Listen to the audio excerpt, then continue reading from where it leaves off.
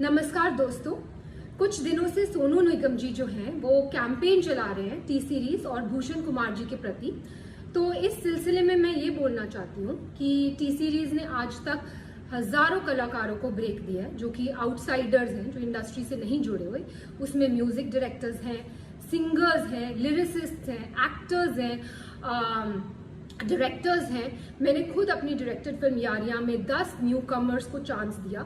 उसमें से 4 लोग, नेहा कक्कड़, रकुलप्रीत सिंह, हिमांश कोहली और कंपोजर आर को आज बड़े हो चुके हैं। और सोनू निगम जी से मैं ये पूछना चाहूंगी कि वो बोल रहे हैं कि इंडस्ट्री में टैलेंट को सही दिशा नहीं मिलती। तो सोनू जी, आप तो लेजेंड है, आप तो बहुत बड़े कलाकार हैं। आपने आज तक कितने लोगों को चांस दिया है?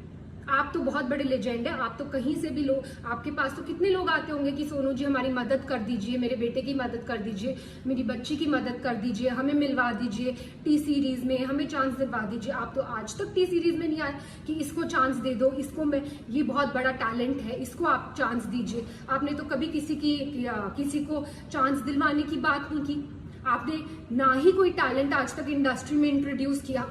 तो एक बात मैं आपको बता दूं सोनू निगम जी कि सोशल मीडिया पे कैमरे के पीछे छुप के बोलना बहुत आसान है, पर आपने खुद ग्राउंड लेवल पे कितने टैलेंट को आगे बढ़ाया? किसी को भी नहीं। अपने सिवा, अपने आप को छोड़ के आपने किसी भी टैलेंट को इंडस्ट्री में चांस नहीं दिया। और आज आप हम पर ब्लेम कर रहे हैं कि हम लोगों को चांस नहीं देते, जबकि 97% लोग जो कि टी सीरीज में काम कर रहे हैं आज की डेट में, आप देख लीजिए, वो आउटसाइडर्स है, वो इंडस्ट्री किड्स नहीं है, उनका इंडस्ट्री से कोई भी लेना देना नहीं है। फिर भी हम उनको नए टैलेंट को ढूंढ रहे हैं और उनको चांस दे रहे हैं। दूसरी बात जो आपने बोली अपने वीडियो में, वो आपने ये बोली कि भूषण जी आपके पास आए और उन्होंने आपसे कहा कि भाई प्लीज मुझे बाला साहब ठाकरे से मिलवा दीजिए, प्लीज मुझे स्मिता ठाकरे से मिलवा दीजिए, प्लीज मुझे सहारा श्री से मिलवा दीजिए। मैं आप सबको ये बताना चाहती हूँ कि सोनू निगम जी खुद 5 रुपए में दिल्ली की रामलीला में गाना गाते थे। वहां से इनको स्पॉट किया गुलशन कुमार जी ने। उन्होंने इनका टैलेंट पहचाना, इनको टिकट्स दी फ्लाइट की, इनको बॉम्बे बुलाया और इनसे कहा गया कि बेटा मैं तुझे बहुत बड़ा कलाकार बनाऊंगा।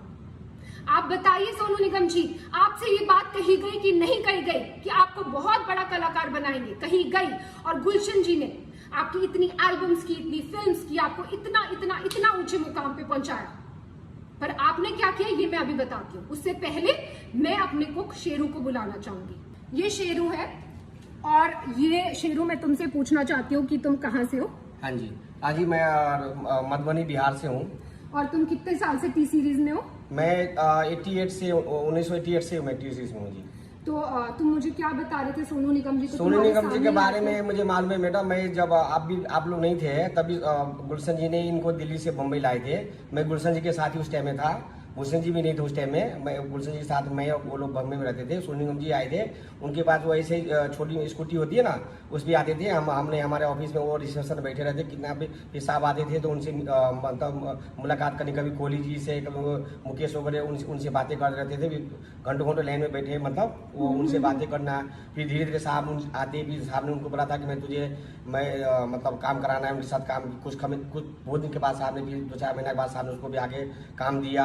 बहुत सारे एल्बम बनाए, बहुत फिर फिल्मों में चांस दिया, बेवफा सनम वगैरह बहुत हिट हुए उस टाइम में। तो उनका बहुत बड़ा नाम बन गया। बहुत बड़ा नाम हो गया। मतलब जब से मतलब ये जो भी है आज, ये जो भी है सब गुलशन जी की वजह से ही है मेरे हिसाब में। Thank you. सोनू जी की आप जानते होंगे ये हमारे घर के कुक है और 88 से ये हमारे घर में। एनीवेज, अब मैं ये बताना चाहती हूँ कि 1998 में जब टी सीरीज की फैमिली के साथ ये हादसा हुआ था और गुलशन कुमार जी को खत्म कर दिया गया था, तब सोनू निगम जी ने क्या किया? तो सोनू निगम ने सोचा कि अब तो टी सीरीज का क्या होगा, टी सीरीज का तो कोई करता धरता है नहीं। ननू यानी कि भूषण कुमार, जो कि गुलशन कुमार जी के बेटे हैं, वो तो सिर्फ 18 साल के हैं, उनको तो कुछ आता धोता है नहीं। वो तो खुद ही मेरे पास आके हेल्प कर रहे हैं, मांग रहे हैं कि भाई मुझे इससे मिलवा दो, मुझे इससे मिलवा दो। वो तो किसी को इंडस्ट्री में जानते नहीं है।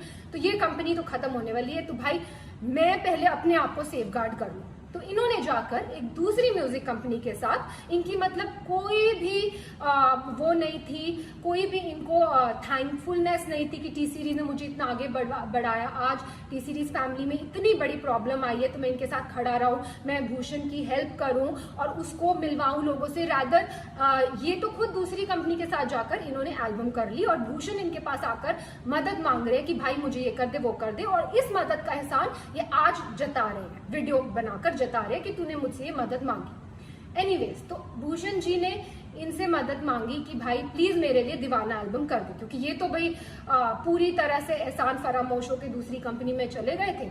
और इन्होंने जब अब इन्होंने एटीट्यूड दिखाया कि वो मेरे सामने आए, मुझसे मदद मांगे, और मदद इन्होंने करी भी और उसका भी एहसान जता रहे हैं। इन्होंने दीवाना एल्बम करी, ठीक है। फिर उसके बाद इन्होंने जो वीडियो में दूसरी बात कही वो ये कही है कि भूषण जी ने इनसे मदद मांगी कि भाई मुझे अब्बू सलीम से बचा ले।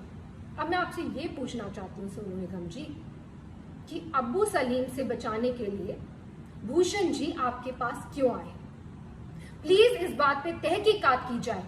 क्या सोनू जी के रिश्ते थे अब्बू सलीम से?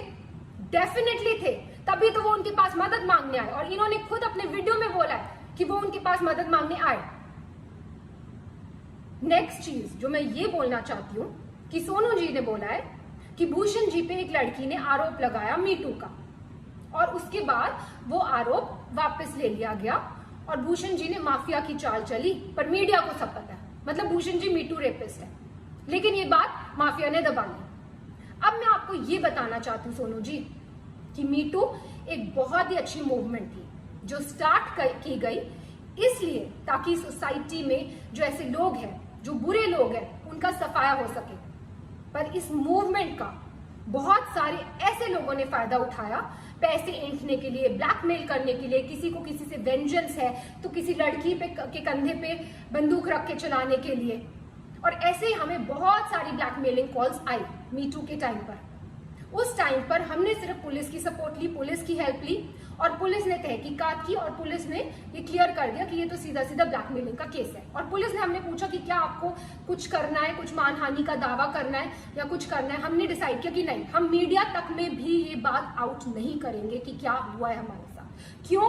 क्योंकि हम खुद किसी लड़की को डाउन क्यों करें, हम किसी लड़की को क्यों उसको इस तरह भरे बाजार में उसकी इज्जत उतारें। लेकिन उसका ऐसे बहुत सारे केसेस आए हमारे पास, और उसका फायदा आप जैसे लोग उठाते हैं। और कई लड़कियों ने एडमिट भी किया कि कई लोगों ने जो सच्चे दुश्मन है इंडस्ट्री में, उन्होंने वो पीछे थे इस मिली भगत के, लेकिन देखिए आप आज भी इसका फायदा उठा रहे। मैं पूछना चाहती हूँ सोनू निगम जी, क्या है मीटू मूवमेंट? मैं लगा दूं आप पे मीटू, तो मैं लगा दूं आप पे मीटू, बोल दो आप मीटू रेपिस्ट है, हो जाएंगे आप मीटू रेपिस्ट। तो प्लीज सोच समझ के वीडियो बनाया कीजिए, क्योंकि आपने धमकाया वीडियो में कि आप उस लड़की का वीडियो आउट कर देंगे। बेशक कीजिए, पर नेक्स्ट टाइम कोई भी वीडियो आउट करना हो, याद रखिए प्रूफ के साथ कीजिए। बिना प्रूफ के मीटू मूवमेंट का कोई मतलब ही नहीं है। और कोई भी अगर बिना प्रूफ के कोई इल्जाम लगाता है, क्योंकि जब से आपने ये अपना वीडियो ऑन किया है तब से वापस हमारे पास ब्लैकमेलिंग कॉल शुरू हो गए, वापस कई लड़कियां उठ गई हैं कि हमें तो सोनू निगम जी से इंस्पिरेशन मिल गई है, हमें आप हमें काम दो, या तो हमें आप पैसा दो, नहीं तो हम आप पर ये कर देंगे। सिर्फ ये लड़कियां ही क्यों, बहुत सारे सिंगर्स और खड़े हुए हैं, वो कर रहे हैं, वो ऐसे ब्लैकमेल कर रहे हैं।